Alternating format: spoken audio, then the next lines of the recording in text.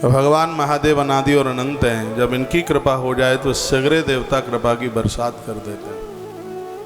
यही त्र्यंबकेश्वर है, यही महाकाल है, यही वैजनाथ है, यही घुसमेश्वर है, यही सोमनाथ और यही रामनाथ रामेश्वर है। ऐसे प्रभु परमात्मा और उन्हीं की कृपा से हम और आप सब बढ़िया सा एक ठीक सा जीवन जी रहे हैं। ध्याये नित्यम महेशम हृदयनभम चारुचंद्रावतंसम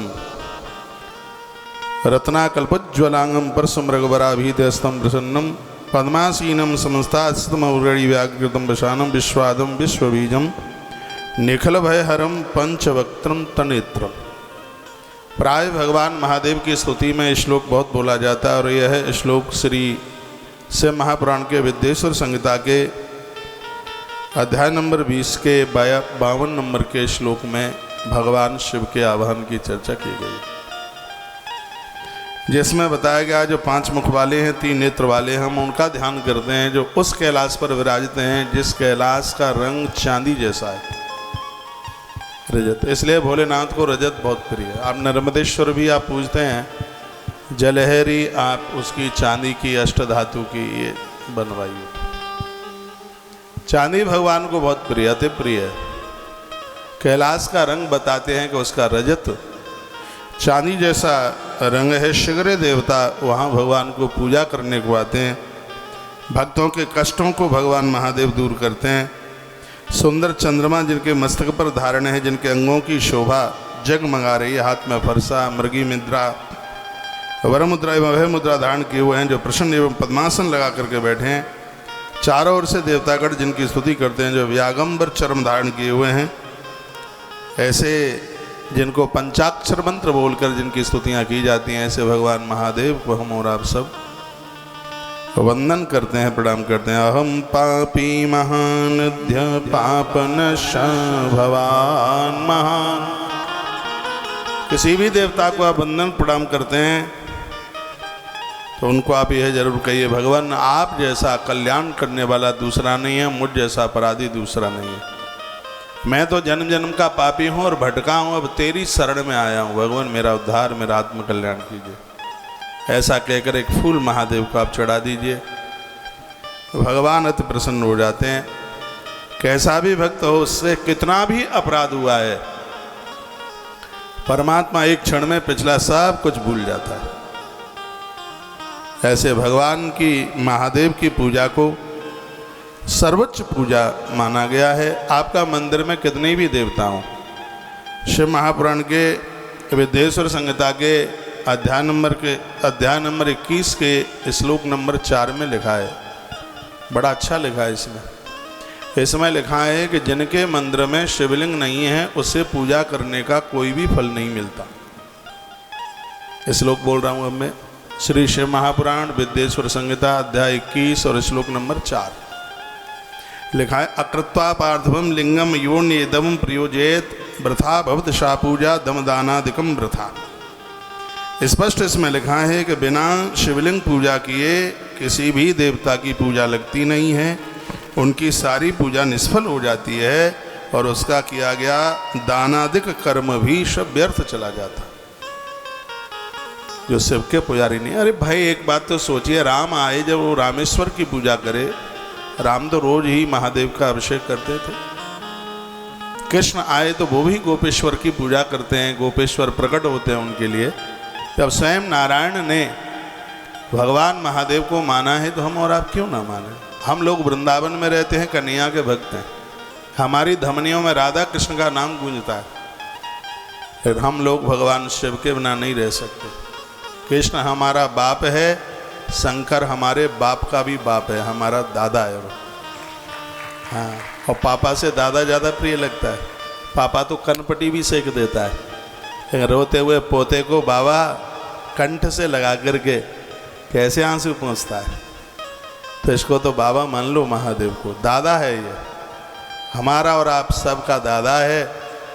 और सच मानिए, जो शिव के चरणों से जुड़ा है उसकी मौत बिगड़ नहीं सकती, उसका जीवन नहीं बिगड़ सकता कभी भी। ऐसे अवडरदानी महाशिव जय पर कृपा न कर ही पुरारी, स्वयं नारायण कहते हैं सो न पाव मुनि भगत हमारी। वो नारद जी को कहते हैं कि जिसके ऊपर महादेव की कृपा नहीं होगी, शिव की कृपा नहीं होगी, उसे मेरी भक्ति नहीं मिल सकती। और हूँ एक गुप्त मत सब ही कहूँ कर जोर, शंकर भजन बिना नर भक्ति न पावहु मोर।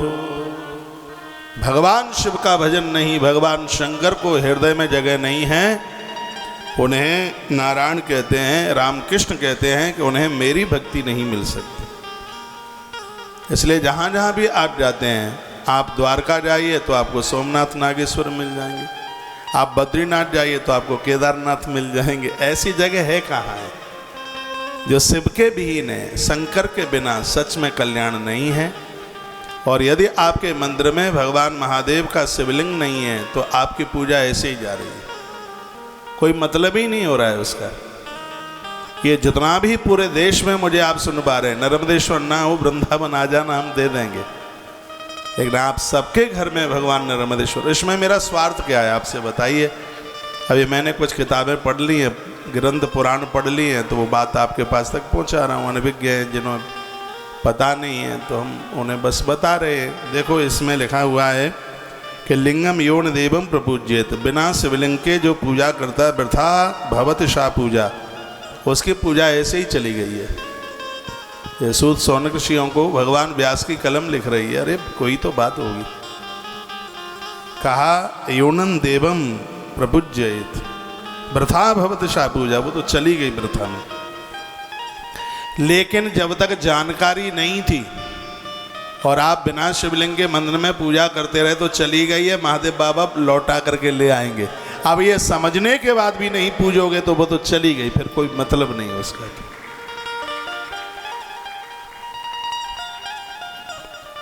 इसलिए भगवान शिव का पूजन कीजिए।